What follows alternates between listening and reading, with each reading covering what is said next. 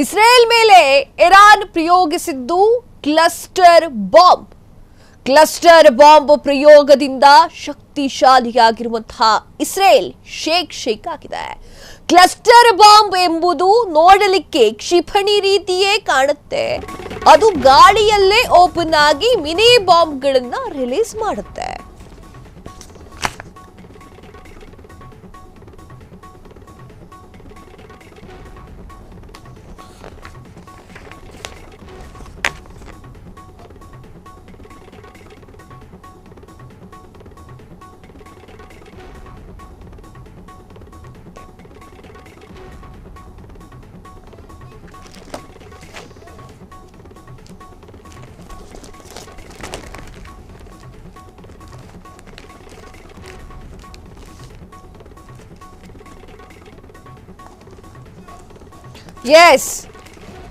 Israel ಮೇಲೆ Iran ಪ್ರಯೋಗಿಸಿದ್ದು cluster bomb ಪ್ರಯೋಗದಿಂದ ಶಕ್ತಿಶಾಲಿ ಇಸ್ರೇಲ್ ಶೇಕ್ ಆಗಿದೆ.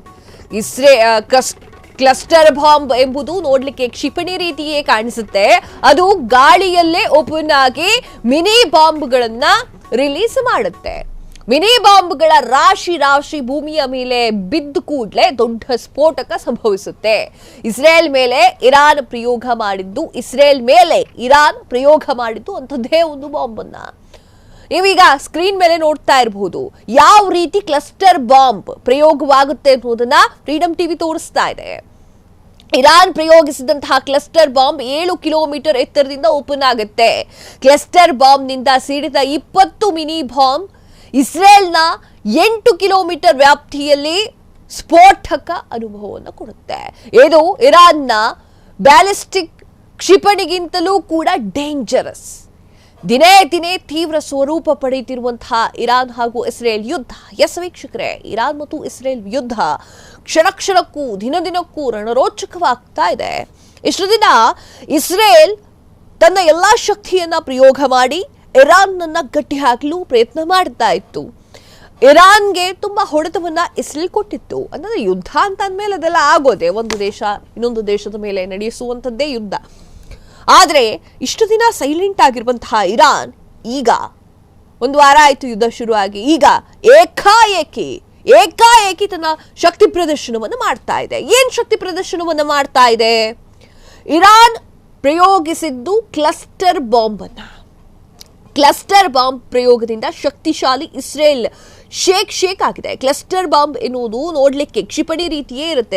ನೀವು ನೋಡ್ತಾ ಇದ್ದೀರಾ ಈಗ ಸ್ಕ್ರೀನ್ ಮೇಲೆ, ಕ್ಷಿಪಣಿ ತರನೇ ಇರುತ್ತೆ. ಆದರೆ ಸಣ್ಣ ಬಾಂಬ್ಗಳು, ಅದು 8 ಕಿಲೋಮೀಟರ್ನಷ್ಟು ಹಾನಿಯನ್ನ ಮಾಡುವಂತಹ ಬಾಂಬ್ಗಳು. ಅದೆಲ್ಲ ಆ ಬಾಂಬನ್ನ ಸುರಿಸಿದ್ದು ಇಸ್ರೇಲ್ ಮೇಲೆ ಇರಾನ್. ಮಿನಿ ಬಾಂಬ್ಗಳ ರಾಶಿ ಭೂಮಿಯ ಮೇಲೆ ಬಿದ್ದು ಕೂಡಲೇ ದೊಡ್ಡ ಸ್ಫೋಟ ಅನುಭವ ಆಗುತ್ತೆ. ಇಸ್ರೇಲ್ ಮೇಲೆ ಇರಾನ್ ಪ್ರಯೋಗಿಸಿದ್ದು ಅಂಥದ್ದೇ ಒಂದು ಬಾಂಬ್ನ. ಇರಾನ್ ಪ್ರಯೋಗಿಸಿದಂತಹ ಕ್ಲಸ್ಟರ್ ಬಾಂಬ್ 7 ಕಿಲೋಮೀಟರ್ ಎತ್ತರದಲ್ಲೇ ಓಪನ್ ಆಗಿತ್ತು. ಕ್ಲಸ್ಟರ್ ಬಾಂಬ್ನಿಂದ ಸಿಡಿದಂತಹ 20 ಮಿನಿ ಬಾಂಬ್ಗಳು ಇಸ್ರೇಲ್ನ 8 ಕಿಲೋಮೀಟರ್ ವ್ಯಾಪ್ತಿಯಲ್ಲಿ ಸ್ಫೋಟಕವನ್ನ ಸಂಭವಿಸಿತ್ತು.